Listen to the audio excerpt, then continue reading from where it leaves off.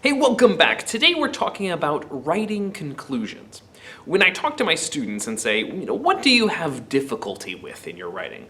Almost inevitably, conclusion comes up very quickly. And my students tend to have one of two problems when writing the conclusion to an essay. Number one, they don't have enough to say. It's too short. Or number two, it comes out really repetitive, where they just say things that they've already said, and it feels really boring. And this is pretty common because, let's face it, you've already said every important thing that you're going to say. You've made your argument in your thesis. You've proven your argument throughout the body and listed all kinds of good evidence there. And now you get to the end, and what do? You've got to stop somewhere, but how? I think conclusions are sometimes hard because they require a balance between the essay writing formula and pattern and having a good ear, being able to listen to the language and feel that ending cadence. Like in music, when it comes to a rest and you know that it's the end of the song because you hit the right note for the last note of the song. I'm not talking about those songs that just trail off, and get quieter and quieter. A lot of times this happens because students who haven't developed the full writing maturity yet have a heavy dependence on formula and patterns to make their essays come out.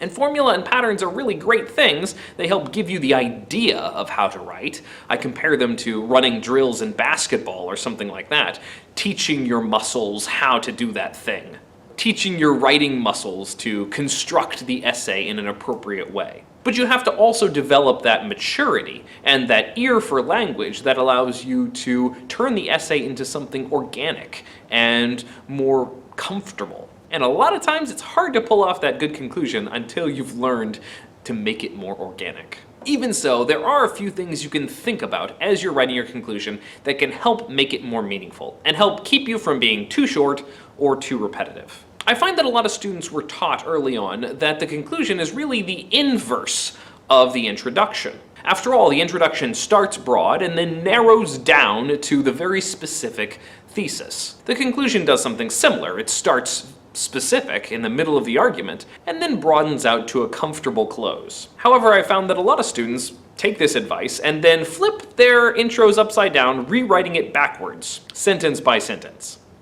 And this does not come out well. And because you've already said all these exact things, it feels very repetitive. So although the upside down intro is kind of true, let's dig a little deeper and try to understand better what's going on here. First of all, it is good to draw your whole argument together.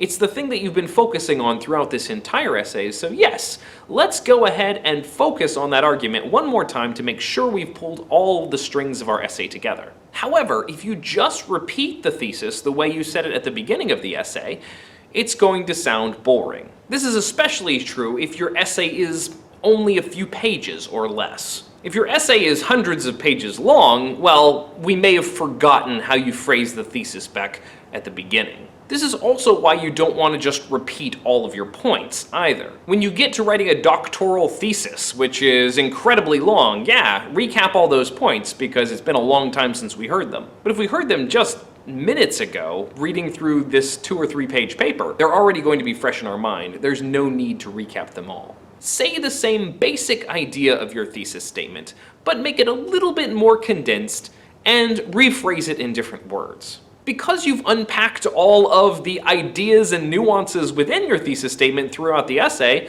it's not necessary to do that again. Just hit the big one. But wait a second, you say, my conclusion is already too short. If I make my thesis even shorter, then I've got nothing. Well, it's time to add something else interesting into your essay. After the rephrased thesis, then you get into what the conclusion really is supposed to do. And that is leave the audience with the feeling that this essay was worth their reading. A lot of teachers call this part the so what.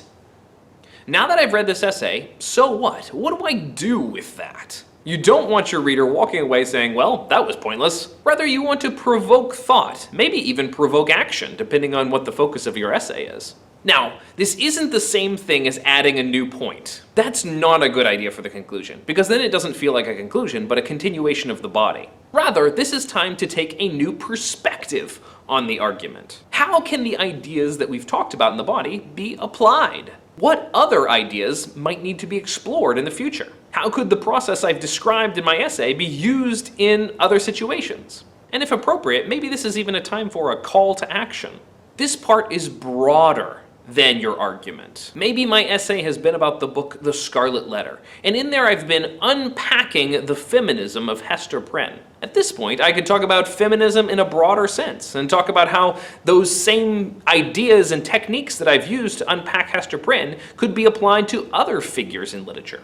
Or maybe I could remind the reader that there are other characters that could be given similar treatment within the book itself. Maybe the characters of Dimmesdale or Pearl need re-examination. Finally, I come to the last sentence of my conclusion. And this one is pretty important. Just like the first sentence of my introduction needed to draw in and catch my reader's attention, I also need to catch my reader's attention with my last sentence. Why? Because I want my reader to be setting my essay down and continuing to think on it after. You can use the same sort of techniques you use to develop the hook here in the conclusion. In fact, some people even say, go back to your hook and maybe re-examine the same idea. But whatever you do, the reader needs to walk away from this thinking. So now you've drawn the reader's attention back to the argument. You've given them some things to reflect on and take with them and maybe even apply after exploring your argument. And you've made sure that they don't sit down your essay and stop thinking about it right away. The essay is ended, it is wrapped up, and your reader is thinking. Mission accomplished. Now that you know what you're doing, the next step is to practice. Because like I said, it's that balance. The first few times you may try to use this pattern and say, well, here's a rephrase of my thesis, here's an application or something, and here's a catchy statement. It may come out a little stilted and a little stiff. Keep polishing it. Keep fleshing out that middle so what. Keep linking all of its parts carefully to make it flow.